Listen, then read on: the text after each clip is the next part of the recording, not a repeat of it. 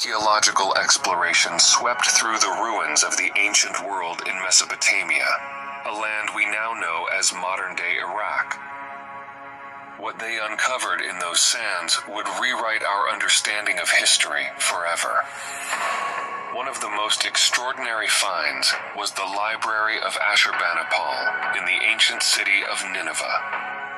Over 30,000 clay tablets lay buried in the ruins of this Assyrian king's palace, their surfaces etched with strange, wedge-shaped markings. At first, no one knew what to make of them. Were they mere decorations, primitive symbols from a forgotten people, or something more? For decades, the mystery remained unsolved. Then, scholars like Sir Henry Rawlinson began deciphering the markings, and slowly, the veil of ignorance lifted. These markings, known as cuneiform, were far from random. They were the written language of ancient Sumer, Babylon, and Akkad.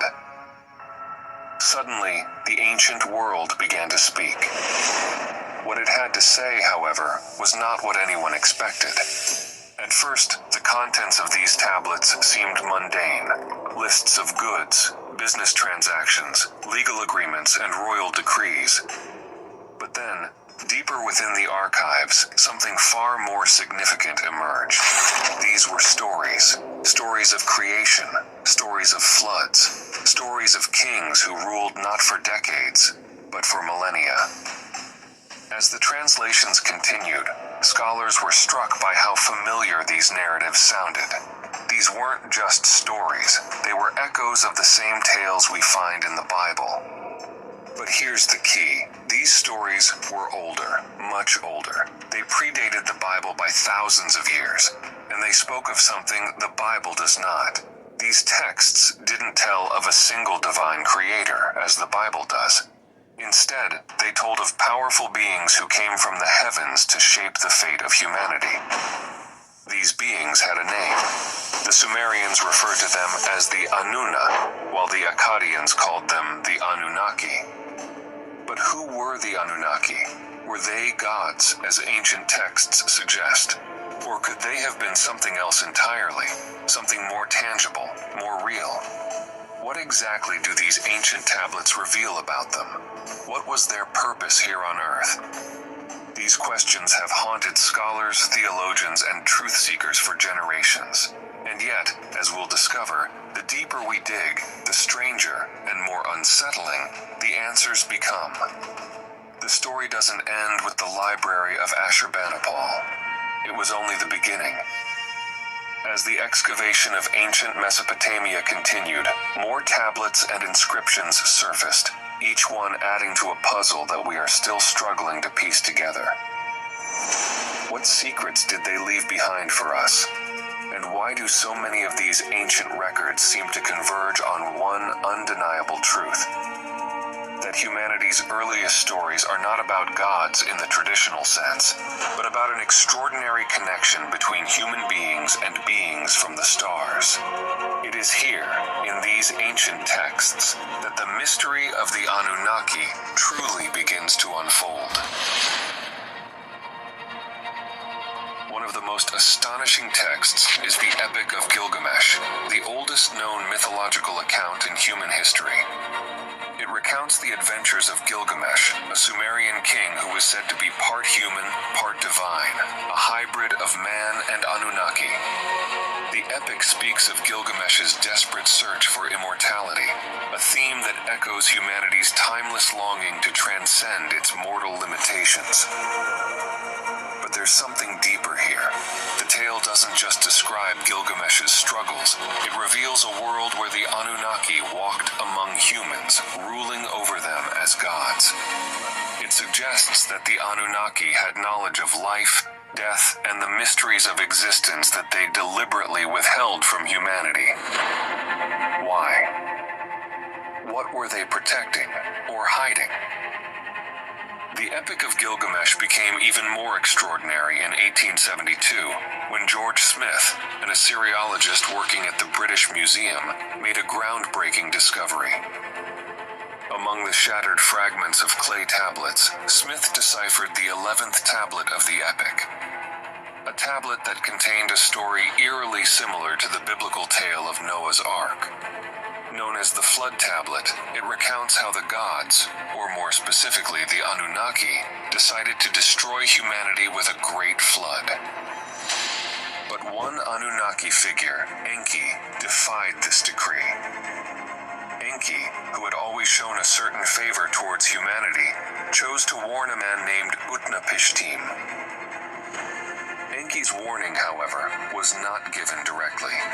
The story describes how he communicated with Utnapishtim through a wall of reeds, instructing him to build an ark large enough to save himself, his family, and the animals. Utnapishtim heeded Enki's guidance and constructed the ark, narrowly escaping the catastrophic flood that wiped out the rest of humanity. The parallels with the biblical story of Noah are undeniable.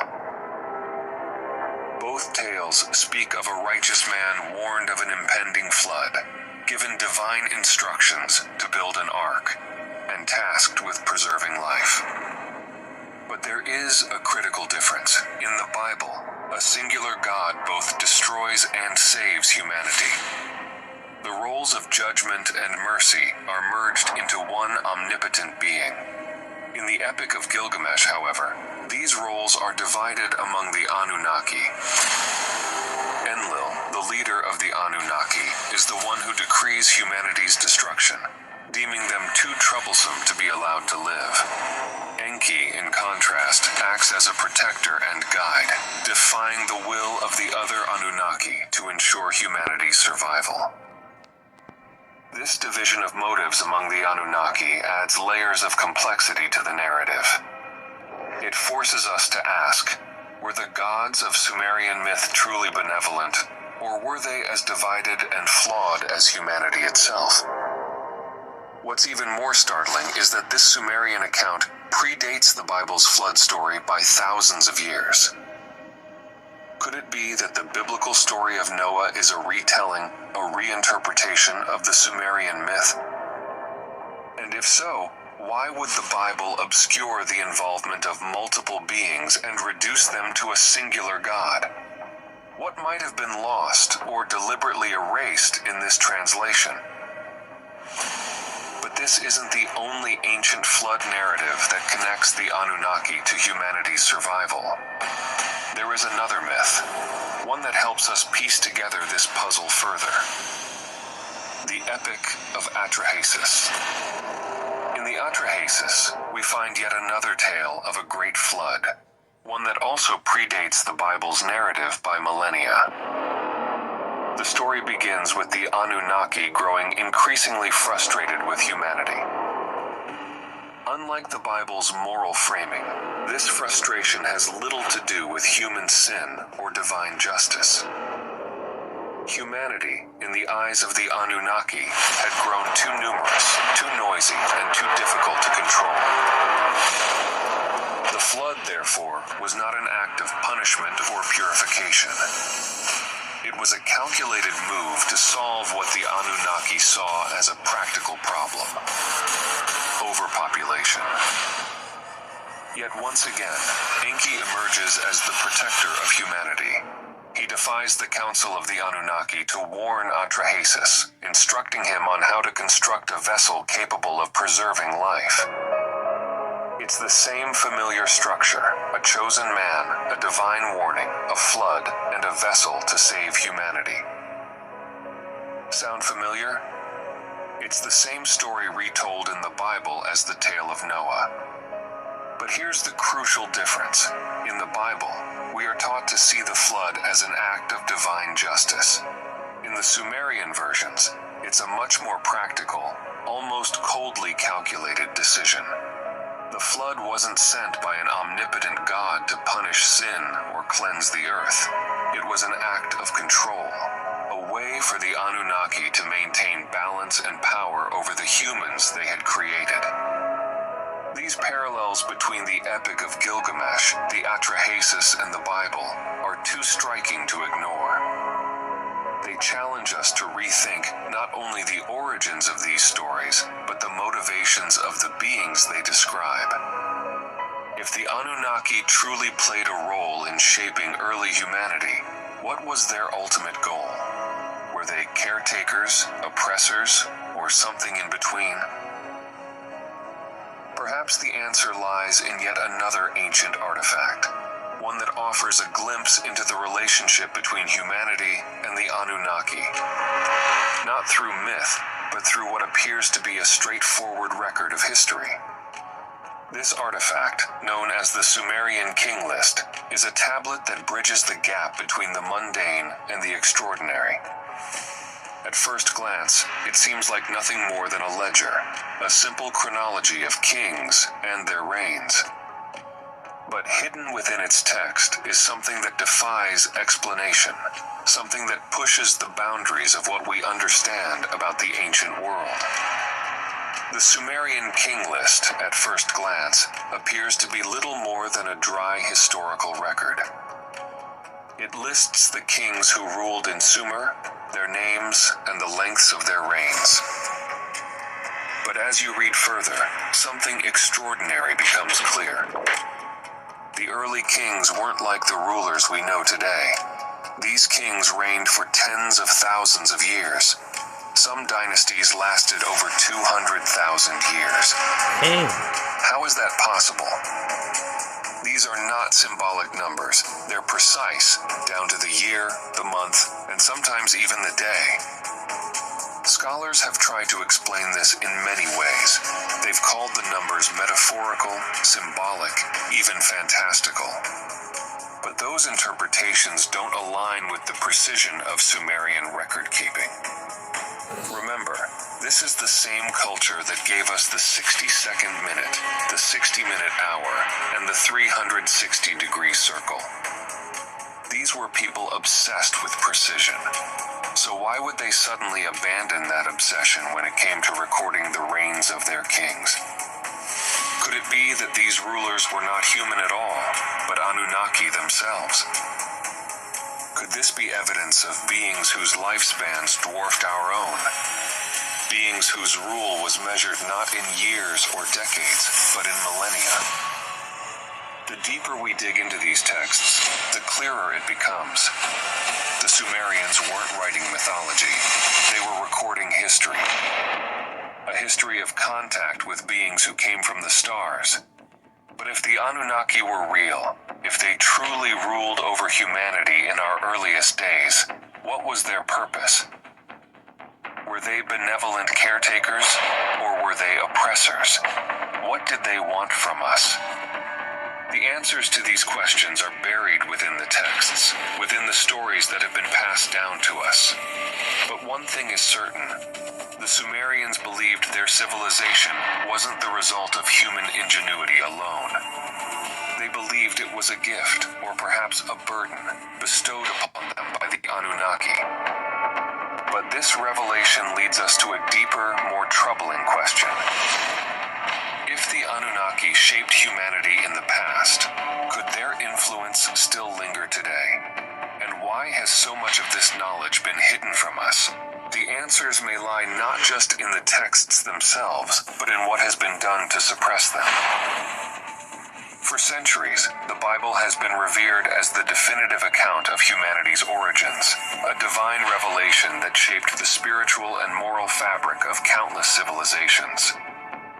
But as we have already seen, many of the Bible's foundational stories have striking parallels with older Sumerian accounts, raising a critical question. What if the Bible is not the original source? What if it's a retelling, reinterpreted to serve a new narrative? These parallels are not just coincidental. They point to a shared foundation, a deeper truth embedded in humanity's ancient memory. The Great Flood and the Ark, as recounted in the Atrahasis and the Epic of Gilgamesh, are two examples where the fingerprints of the Anunnaki are evident. But the overlaps don't stop there. Other biblical stories, long thought to be unique revelations, find their roots in Sumerian myth as well, revealing a far more intricate tapestry of influence. Take the story of Adam and Eve. Genesis tells us that humanity was created from dust by the hands of God, formed in His image. But in the Sumerian myth of human creation, the process is far less divine and far more scientific. The Anunnaki, dissatisfied with their labor-intensive efforts to mine Earth's resources, decided to engineer a workforce. Using their own genetic material and combining it with that of a local primate species, they created humanity, not as a reflection of their glory, but as tools for labor. Even the Bible's phrasing, "Let us make man in our image, after our likeness," mirrors the collaborative tone of the Anunnaki's deliberations in the Sumerian texts. Who exactly was God addressing when He said us? And then there's the story of Cain and Abel, one of the earliest conflicts recorded in Genesis. Cain, a farmer, and Abel, a shepherd, both present offerings to God. When Abel's offering is accepted but Cain's is not, jealousy drives Cain to commit the first murder. But this story may also have roots in the Sumerian myths, where a rivalry between two brothers, Enki and Enlil, represents competing ideologies about humanity's future. Enki, the protector and ally of humans, often clashed with Enlil, who sought stricter control and punishment. Could the story of Cain and Abel be a reflection of this cosmic struggle, reimagined for a biblical audience? And what about the story of the Tower of Babel? The biblical account describes humanity united under a single language, attempting to build a tower that reached the heavens. God, displeased with their ambition, confuses their language and scatters them across the earth. However, the Sumerian version offers a fascinating twist. The tower wasn't just a tower. It could be interpreted as a stargate, an advanced technological device the Anunnaki used to facilitate communication with their celestial stations. In this version, humanity's confusion and dispersion weren't caused by a divine act of humility, but perhaps by the Anunnaki asserting their dominance, ensuring humanity would not reach beyond what was allowed. There is a Mesopotamian text that predates the Bible by hundreds of years. It's called Enmerkar and the Lord of Aratta. This text narrates a story that experts identify as the inspiration for the Tower of Babel episode. Even the word Elohim, which appears in the first chapters of Genesis, takes on a new light when compared to the Sumerian context.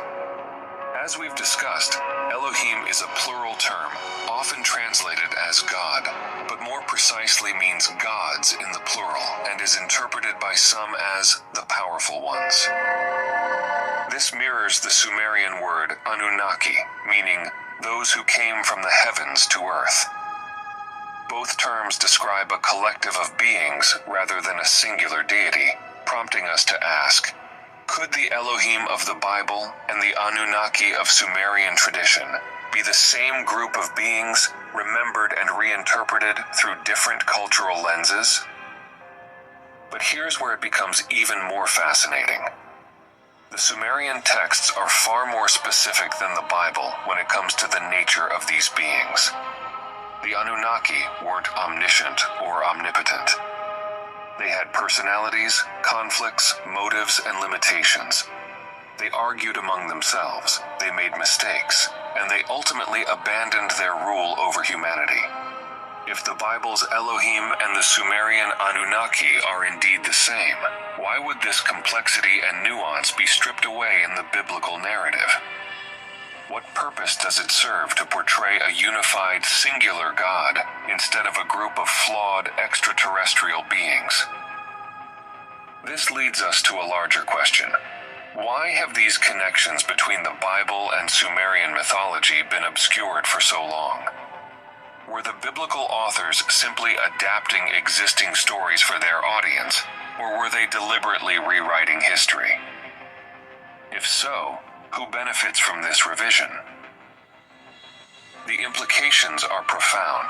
If the foundation of modern religion is built on reinterpretations of Sumerian mythology, then our understanding of divinity, creation, and humanity's role in the cosmos may need to be re-examined. And as we continue to connect these dots, it becomes increasingly clear that the Sumerians didn't see their myths as metaphorical. They believed they were recording history, a history of contact with beings who descended from the stars. But the Sumerians weren't the only ones. Throughout history, cultures across the world have passed down stories of beings who descended from the heavens, bringing knowledge, power, and at times, chaos. From the gods of Mesoamerica to the deities of ancient Egypt and the sky beings of Native American lore, the parallels are undeniable. These narratives all share a striking similarity to the Sumerian accounts of the Anunnaki, advanced beings who shaped human civilization. Could these be fragmented memories of a shared reality? As we've seen, the Sumerian texts describe the Anunnaki not as abstract gods, but as tangible beings, capable of incredible feats of technology and science. Zecharia Sitchin was one of the first researchers to piece together this larger picture, delving deeply into the Sumerian cuneiform tablets. In his groundbreaking Earth Chronicles series, he claimed that the Anunnaki came to Earth in search of gold, a resource they needed to sustain their home planet, Nibiru. According to Sitchin, they genetically engineered humanity as a labor force, combining their DNA with that of Earth's primates to create a hybrid species, us. While we may not agree with all of Sitchin's interpretations, his work undeniably moves us closer to uncovering the truth. His suggestion that humanity was not the product of divine creation or natural evolution, but of deliberate bioengineering challenges our understanding of who we are. And if Sitchin was correct, the implications are staggering. Humanity's very existence may have been shaped not by a benevolent deity, but by the calculated actions of extraterrestrial colonizers. But let's take a step back. If the Anunnaki truly intervened in human evolution, where does that leave the idea of God? The Sumerian texts make no mention of a single omnipotent creator. Instead, they describe a pantheon of powerful beings, each with their own motives and agendas. And yet, in recounting the Anunnaki narrative, Sitchin introduces a figure known as Galzu, a mysterious messenger sent by the creator of all. Galzu, Sitchin claimed, intervened at critical moments in the Anunnaki story, guiding figures like Enki to preserve humanity and reminding the Anunnaki that they were ultimately answerable to a higher power. But here's the problem. The name Galzu does not appear in the original Sumerian texts. It is an interpretation, one that raises more questions than answers. If Galzu did not exist in the cuneiform tablets, does that mean Sitchin was wrong about the creator of all? Or was he pointing us toward a truth that lies hidden between the lines? This brings us back to the question that has haunted humanity for millennia. If beings like the Anunnaki played a role in shaping our origins, where is God? Is there a divine presence in the universe, a force beyond the physical that orchestrates life and consciousness? Or have we simply mistaken advanced beings for gods, attributing divine power to what was, in reality, technological superiority? The answer may not lie in the texts alone. It may be found in the echoes of these stories that persist across cultures. From the pyramids of Egypt to the temples of the Maya, from the legends of the Zulu to the star myths of Australia's indigenous peoples, there is a common thread: beings from the heavens intervening in human affairs. Were these beings the same Anunnaki described by the Sumerians, or were they part of something even greater? This question is at the heart of humanity's search for meaning. It forces us to confront not only the possibility of extraterrestrial involvement in our past, but the nature of the divine itself. If we were created by the Anunnaki, then what lies beyond them? If they were the engineers of our physical form, could there still be a higher force that gave us our spark of consciousness, our longing for transcendence, and our ability to question? Perhaps, as Sitchin suggests with the mention of Galzu, there is a creator of all, a force beyond the Anunnaki. But if that is true, why does this creator remain so distant, so hidden? Why do the ancient texts, from Sumer to Egypt to the Bible, speak of gods who are flawed, conflicted, and often far removed from the divine perfection we associate with the idea of God? This brings us to a critical turning point. If the Anunnaki were real, and if they truly shaped the course of human history, then their story is not just about the past, it is about the present.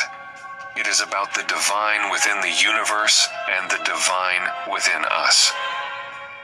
What if the key to understanding the Anunnaki and the creator of all lies not in looking up to the heavens, but in awakening the divine spark they may have left behind?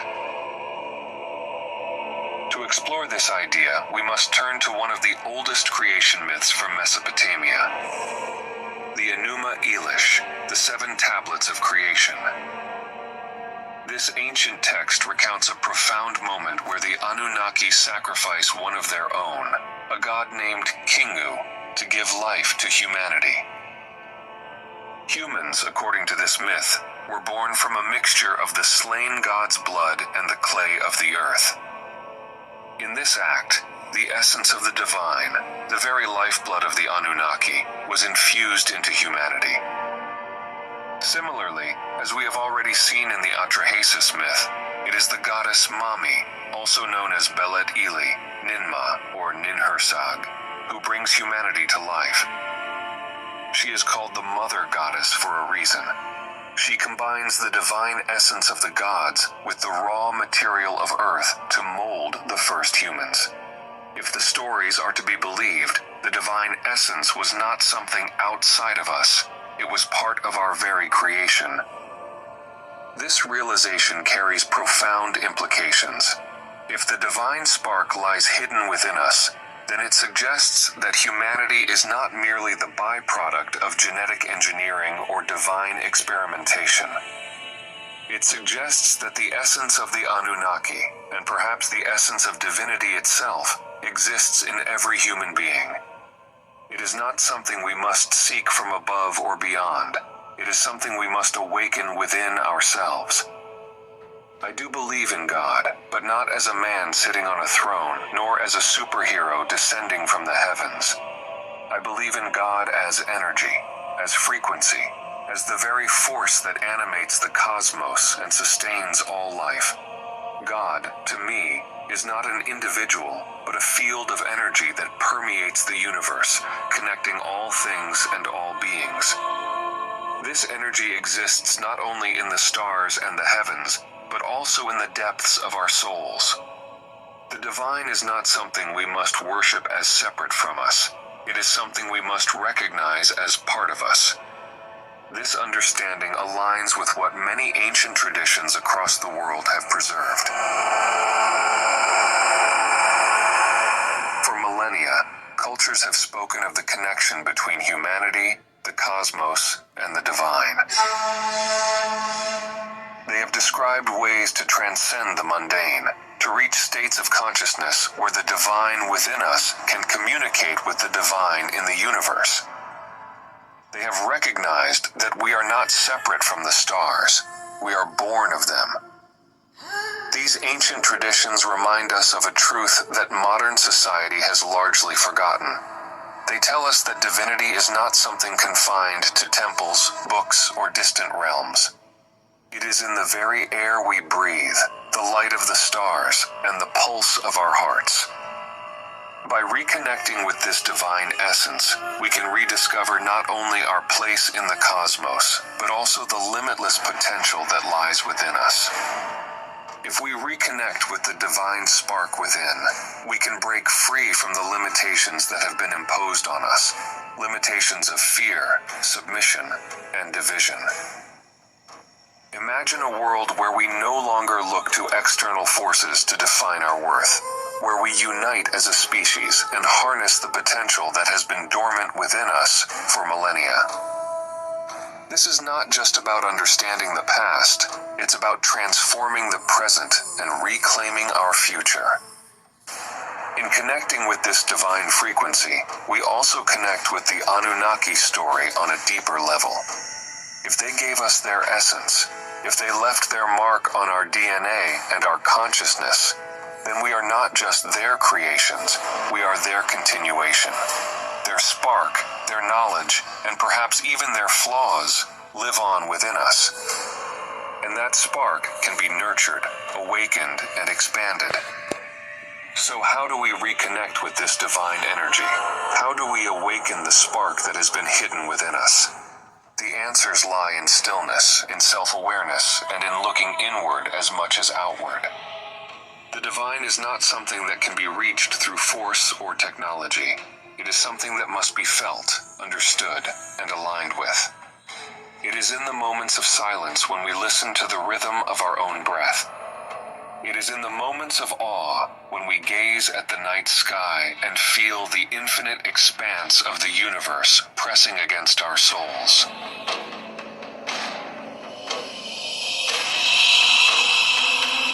The Anunnaki may have left us long ago, but their influence remains.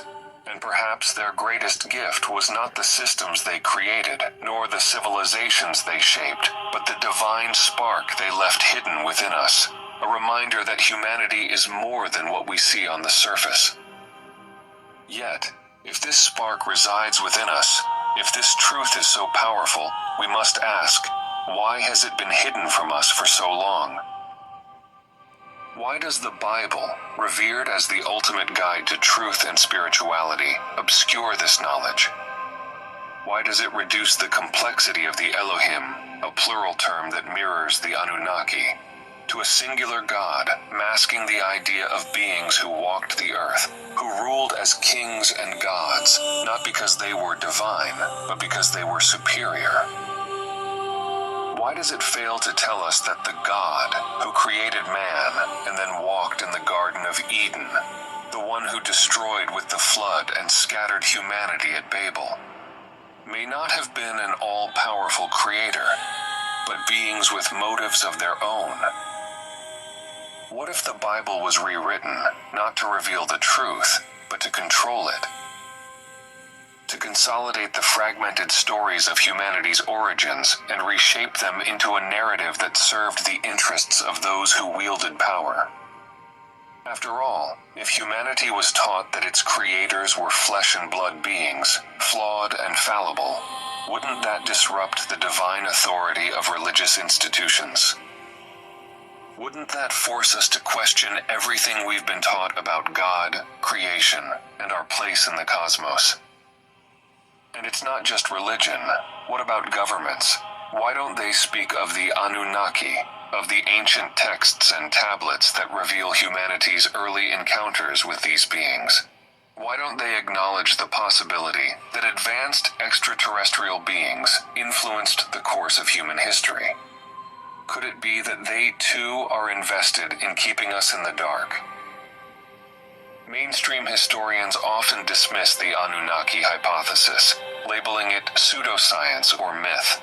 They argue that these stories are merely symbolic, reflecting the imagination of ancient peoples rather than actual events. But if that's true, how do we explain the consistency across cultures, the advanced knowledge of astronomy, genetic manipulation, and cosmic travel embedded in these texts? These stories, repeated in civilizations thousands of miles and years apart, suggest more than imagination. They suggest memory. If humanity understood its true origins, if we realized that we are not just earthlings but something far greater, what would that mean for the systems of control that dominate our world today? Religions were meant to reconnect us with the divine, to teach us about our relationship with God and the universe. And yet, most religions reinforce the idea of separation. They place God on a distant throne, a being to worship but never truly understand, to fear but never question. What if that throne wasn't in the heavens at all, but on earth? What if the gods who ruled over humanity were not divine in the sense we've been taught, but superhuman beings, Anunnaki rulers, wielding advanced knowledge and technology that made them appear as gods to early humans? Why are they afraid of us knowing the truth? Could it be because this truth would awaken something within us, something they cannot control? What if the systems of power, both religious and political, are built on the premise that humanity must never know its full potential? That we must remain disconnected from the divine spark within us, from the energy that ties us to the universe, from the truth of who we are? If we knew the truth, we might realize that we are not inferior, not broken, not in need of salvation from an external force.